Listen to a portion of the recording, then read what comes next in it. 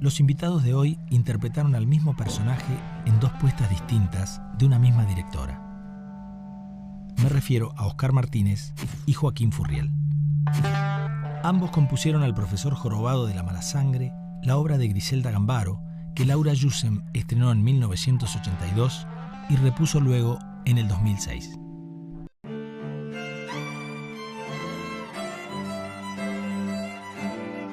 Nacida en Buenos Aires en 1928, Griselda Gambaro es hoy considerada una de las escritoras y dramaturgas más importantes que ha dado nuestro país.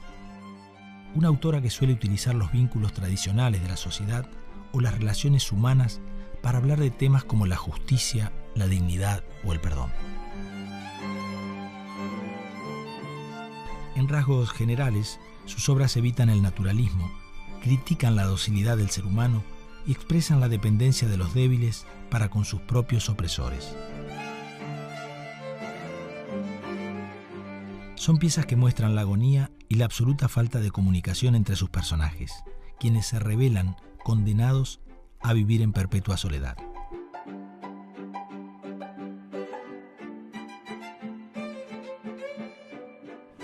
La joroba se hizo con un negativo y un positivo, ¿viste? Como se hace una nariz o se hace... Con látex. Con látex de yeso, pero era un látex así.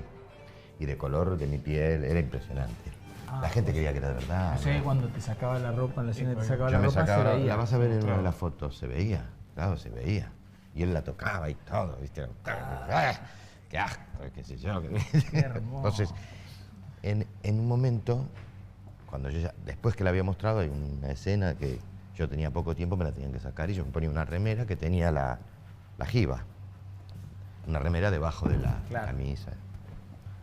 Al cabo de pocas funciones, como eso iba con una cinta de doble faz de este ancho, de pegamento de los dos lados. La piel. Cuando me quedó roja, entonces era una tortura sacarla. Y físicamente acompañaba y la físicamente había que acompañar, claro. Sí. Yo no la pude ver a la obra porque en el 82, cuando se estrenó, ¿sí? 82. No vivía acá todavía y la versión de Joaquín estaba en cartel y no la vi. La leí y quedé sorprendido. Sí. Sí, es un obrón, es un clásico. Sí, poder decir esos textos. No hay uno de todos los textos que te toca decir que no sientas la necesidad de decirlos, porque lo primero que te pasa es, como lector, cuando lo lees, estás permanentemente conectado con algo que nos sigue pasando, ¿no? El autoritarismo, la humillación, Injusticia. la injusticia, también el amor. La historia transcurre en Buenos Aires a mediados del siglo XIX, durante la tiranía de Juan Manuel de Rosas. Benigno es un estanciero despiadado y autoritario. Está casado con una mujer sumisa y es el padre de una hija de espíritu caprichoso y rebelde. El criado Fermín, al igual que su amo, disfruta con la sangre de sus víctimas y con los melones que representan las cabezas de los opositores.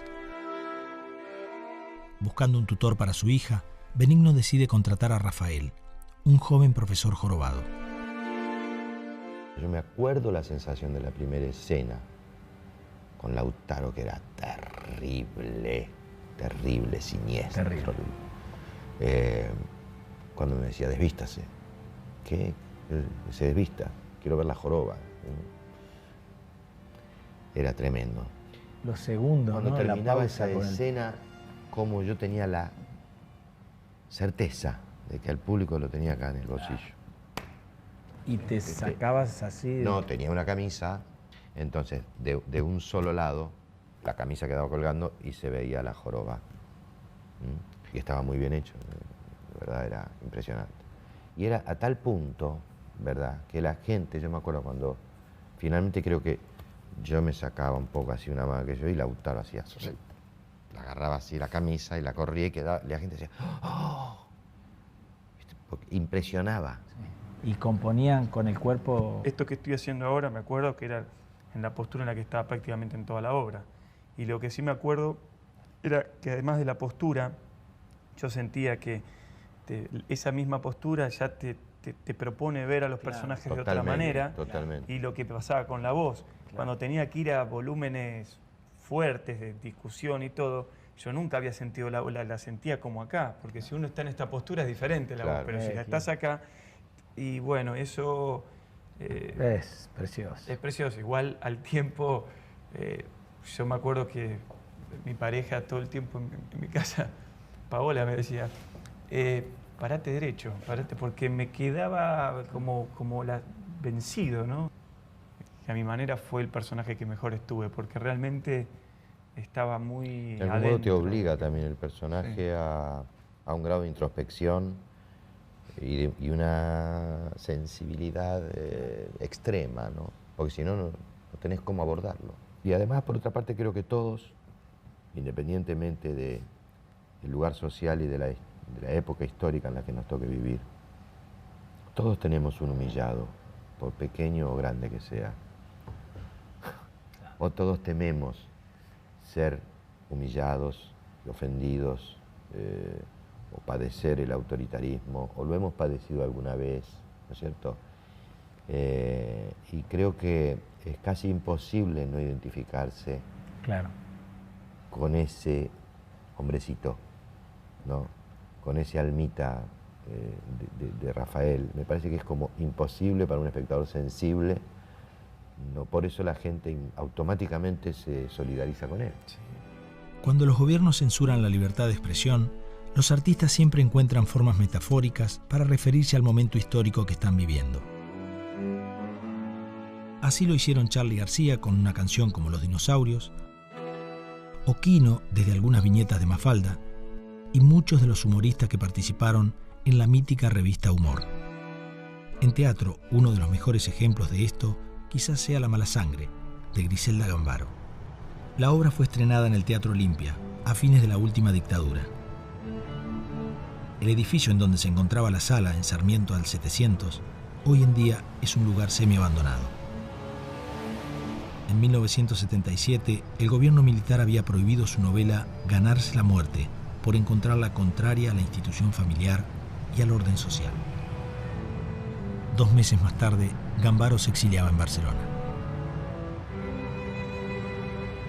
Su regreso 3 años después a un país que aún se encontraba bajo régimen militar la obligó a camuflar los temas de sus obras para poder sortear la censura.